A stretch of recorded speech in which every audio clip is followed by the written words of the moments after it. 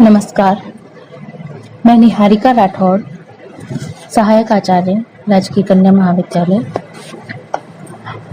आज का विषय है कलागत तत्व।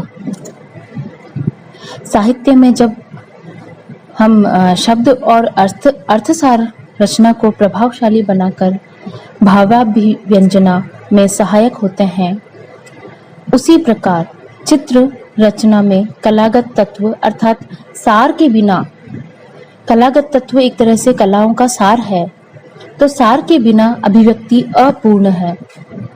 कलाकार के भाव, कल्पना, संवेग अमूर्त होते हैं, जिन्हें मूर्त रूप प्रदान करने के लिए रेखा, रंग, रूप जैसे मूलाधारों का आश्रय लिया जाता है। रेखा चित्र का प्रथम आधार होने के साथ साथ रूप के निर्माण में भी इसका सहयोग होता है और रंग उससे सरस बनाकर ज्योतिर्मय आवरण से आच्छादित कर देते हैं। प्रत्येक तत्व का निजी महत्व होता है, जिसके कुशलता पूर्वक प्रयोग से कलाकार अपनी पहचान बनाता है। प्रत्येक कलाकार को चित्र संरचना से पूर्व कलागत तत्वों, सिद्धांतों और प्रविधियों का पूर्ण ज्ञान प्राप्त कर लेना चाहिए। कला का प्रत्येक तत्व रूपात्मक तथा भावनात्मक अभिव्यक्ति में सहायक है। रेखाओं का चित्र निर्माण में अभूतपूर्व योगदान है। किसी भी चित्र का प्रथम आधार उसकी रूप संरचना है और वह रूप संरचना रेखाओं के द्वारा ही संभव है। उसके बाद हम देख सकते हैं कि इसमें रंग भरना भी शामिल हो जाता है, जिसमें विविध तान और पोत का प्रयोग किया जाता है। इस प्रकार हम पाते हैं कि रेखा, रूप, रंग, तान, पोत ये सब एक दूसरे में संबंधित हैं, जिसकी रचना अंतराल में की जाती है। अंतराल द्विआयामी होता है, अर्थात जिसकी लंबाई चौड़ाई होती है और इस द्विआयामी अंतराल में विशेष पद्धति से त्रिआयामी रूपों की रचना की जाती है, जिसमें मोटाई भी लक्षित होती है। रूप चाहे द्विआयामी हो या त्रिआयामी, प्रत्येक का अपना महत्व होता है। अक्षत अंतराल शून्य होता है, किंतु यदि उस पर एक बिंदु भी बना दे या रेखा खींच दे तो वह सक्रिय हो जाता है। रूप की अभिव्यक्ति अंतराल पर आश्रित है, अतः रूप एवं अंतराल का अटूट संबंध है। रूप, रेखा, रंग, तान, पोत इन सभी के मिश्रण का परिणाम होता है, क्योंकि प्रत्येक तत्व में अपने गुण तथा प्रभाव होते हैं जो अभिव्यक्ति में सहायक बनते हैं।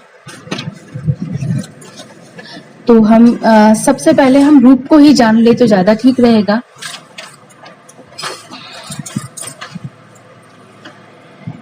रूप की परिभाषा हम इस तरह से ले सकते हैं कि रूप एक ऐसा क्षेत्र होता है जिसका निश्चित आकार तथा वर्ण होता है।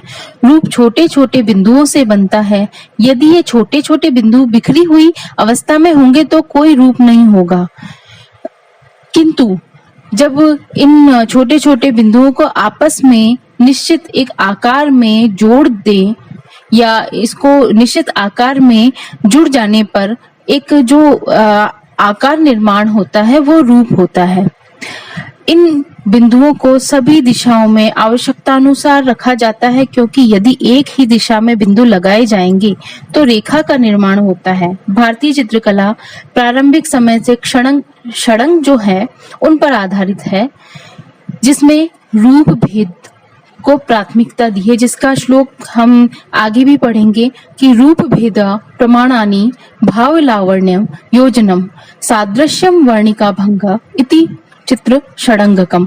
मतलब ये षडंग ही हमारे रूप का जो रूप भेद है उसकी परिकल्पना बताता है।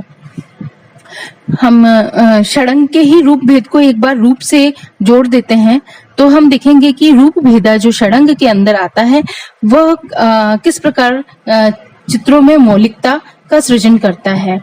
कि एक जो कलाकार है वो विभिन्न प्रकार के रूपों का प्रयोग करता है जो एक दूसरे से पृथक होते हैं। इस प्रकार रूप भेद का अर्थ हुआ ऐसे रूप जो दूसरे रूपों से साम्य नहीं रखते, जैसे आकार छोटा बड़ा, लंबा चौरस हो जाना, काला सफेद कोई भी हो सकता है। प्रत्येक वस्तु में सौंदर्य तथा एक भाव निश्चित होता है जिसे दर्शक अपने अनुभव, ज्ञान तथा भावनाओं के आधार पर पहचान सकता है। रूपों अथवा आकृतियों की यह विभिन्नता ही रूप भेद कही जाती है। चित्रों के भेदों का ज्ञान सूक्ष्मता से कलाकार को होना चाहिए। जैसे एक स्त्री को बना देने पर हम उसे मां नहीं कह सकते जब तक वह बच्चे के साथ न चित्रित हो। जैसे हम राहुल समर्पण का जो चित्र है अजंता केव के अंदर बना हुआ, उसको देख सकते हैं।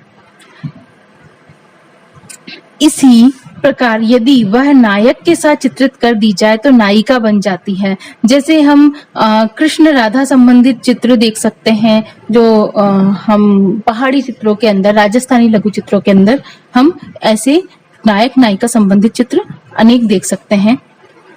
और अगर हाथ में कटोरा दे दें, वह भिखारिन बन जाएगी। स्त्री के बाह्य रूप को दर्शक इन माध्यमों से पहचान सकता है, किंतु आंतरिक भावों को समझने के लिए आत्मीय भावनाओं की आवश्यकता होती है। वो रूप भेद के अंदर हम देख सकते हैं, क्योंकि रूप भेद भारतीय चित्रांकन परंपरा का हिस्सा है और भारतीय चित्र ही भावनाओं की या आत्मीयता पूर्ण जो चित्र होते हैं, मौलिकता लिए हुए जो चित्र होते हैं, उनमें चित्रित होता है। हम रूप के अंदर एक रियलिस्टिक और क्रिएटिव फॉर्म भी देख सकते हैं। तो हम रूप भेद के बाद में हम रियलिस्टिक और क्रिएटिव फॉर्म के अंदर हम आगे जाना चाहें तो देखेंगे कि आदिकाल से मानव रूपों के माध्यम से आत्मा भी व्यक्ति करता चला आ रहा है। प्रारंभ से लेकर आज तक रूपों की इतनी विविधता दिखाई देती है कि उन्हें हम गिन भी नहीं सकते हैं। साथ ही कलाकार प्रारंभ से आत्मिक संवेदनाओं के आधार पर प्रकृति के बाह्य रूपों से प्रेरणा लेकर अपनी विशिष्ट शैली के माध्यम से उसे मौलिक रूपों में परिणित करता है चला आ रहा है। कलाकार जो भौतिक चक्षु से देखता है, उसी प्रतिक्रिया स्वरूप उसके मनस पटल पर कई प्रकार के रूप या बिंब उभरते हैं। उन्हें बिंब जो भी वो बिंब होते हैं, उन बिंबों को वह पट पर साकार करता है। जैसे वात्स्यायन रचित कामसूत्र के प्रथम अधिकरण के जो तीसरे अध्याय की टीका जयमंगला है, जो यशोधर पंडित के जो आलेख्य है उसमें 6 अंग बताए, उसमें रूप जो अभी चर्चा की है रूप भेद की, वो रूप भेद इस जो रियलिस्टिक और क्रिएटिव फॉर्म है इसके अंदर भी अपना कार्य करता है, जो कि हम बिंब का साकार रूप जो है उसमें ये देख सकते हैं। और ये जो बिंब है ये बाह्य सादृश्य के आधार पर यथार्थ भी हो सकता है। इसको भी हमको जानना बहुत आवश्यक है। और ये अमूर्त भी है, यानी एक बिंब जो है वो बाह्य सादृश्य के आधार पर यथार्थ की रचना कर सकता है और वही बिंब एक अमूर्त चित्र की भी रचना कर सकता है। तो हम देख सकते हैं कि जितना सार्थक एक यथार्थवादी चित्र होता है, उतना ही सार्थकता पूर्ण एक अमूर्त चित्र हो सकता है। वो मूर्त के अंदर भी अमूर्तता या मनोवैज्ञानिक जो प्रभाव है वो हमको एक रूपप्रद जो चित्र है उसके अंदर हम देख सकते हैं, जो कि हमारे जीवन आधारित भी हो सकते हैं और जो कलाकार है उसके लिए और दर्शक के जो महत्व की बात होती है उसको भी हम नगण्य नहीं कर सकते हैं। रूप भेद का ये उपयोग हमारे जो कला की समग्रता है उसके अंदर अत्यंत आवश्यक तत्व के रूप में हम देख सकते हैं। अब हम देख सकते हैं कि एक जो रूप है वो हमारे क्रिएटिव प्रोसेस में किस तरह से काम आता है, कि एक क्रिएटिव प्रोसेस में सृजन की बात कर सकते हैं कि सृजन में 2 विशेष प्रक्रियाएं हम प्रमुखतः देख सकते हैं कि एक बाह्य या हम भौतिक की भी बात कर सकते हैं या इसी श्रेणी में हम यथार्थ चित्रण को ले सकते हैं। ठीक है, एक बाह्य है और दूसरा अंतः बोध, जो आंतरिक बोध करवाता है, जो जिसका अंतर संबंध हमारी कलाओं से हो सकता है, जो हमारे मन में एक प्रेषणीय भाव पैदा कर सकता है, एक अर्थसार हो सकता है, बिंब का रूप ले सकता है, प्रतीक और कल्पना के आधार पर इन धाराओं के साथ में तत्व सामने रखता है, वो हम क्रिएटिव प्रोसेस के अंदर देख सकते हैं। तो बाह्य यथार्थ के रूप में हम प्राय अंतर्बोध से सृजित रूपों से मेल नहीं खाते हैं। यह भौतिक यथार्थ सादृश्य पर आधारित होता है और अंतर्बोध हो कल्पना पर आधारित होता है। यही कल्पना भौतिक आकारों को संवेदनाओं के आधार पर मौलिक रूप प्रदान करती है। देखेंगे कि कल्पना जो है वो भौतिक आकारों को संवेदनाओं के आधार पर मौलिक रूप प्रदान करती है। यहाँ पे हम उस मानसिक प्रक्रिया को देख सकते हैं। हम गीत गोविंद संबंधित जो चित्र है या नायक नायिका भेद है, बारहमासा है, इस प्रकार के जो चित्र हैं उसके अंदर हम देख सकते हैं। यह कलाकार की मानसिक प्रतिक्रिया का विशेष महत्व है। कलाकार को वर्षा का मौसम प्रसन्न होने पर प्रफुल्ल प्रतीत होगा, परंतु संतप्त होने पर वर्षा की बूंदें आंसू प्रतीत होगी। तो ये है क्रिएटिव प्रोसेस कि हम एक चित्र को किस तरह से महसूस कर सकते हैं और उसको उसका जो प्रत्यक्षीकरण है चित्र के अंदर देख सकते हैं। हम एक सिंबॉलिक इफेक्ट्स के अंदर रूप को किस प्रकार देख सकते हैं वो भी हम जानेंगे। कि आपने देखा होगा कि एक छोटा बच्चा है, वो पैदा होता है, पैदा होने के बाद वो इस जो भौतिक संसार है इसको समझने की चेष्टा करता है कि ये मेरे माता पिता हैं, ये मेरे भाई बहन हैं। थोड़ा वो घर से बाहर निकलेगा, बाहर निकलने के बाद उसको दिखेगा कि ये वृक्ष है, ये लताएं हैं, ये रास्ता इस ओर जाता है।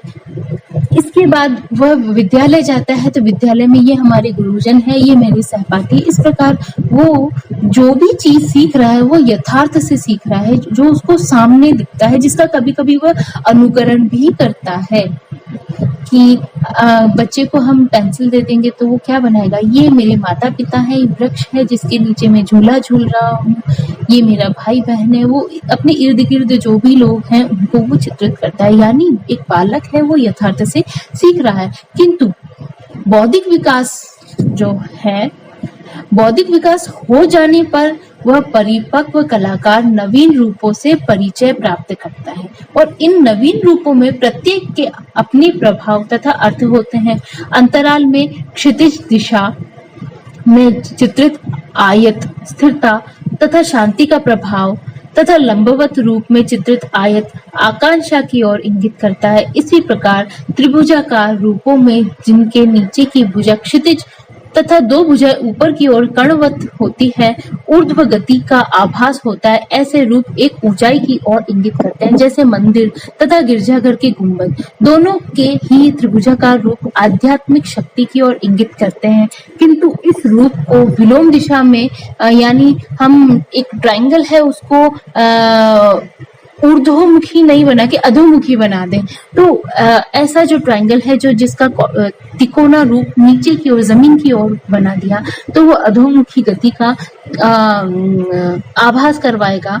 इसी प्रकार अंडाकार, लावण्य तथा वृत्त पूर्णत्व की प्रतीक रूप में जाने जाते हैं। इन सभी रूपों का संबंध अंतराल तथा धरातल दोनों से होता है। तो ये हम सिंबॉलिक इफेक्ट्स में हम जानेंगे कि किस रूप का कैसा प्रयोग है।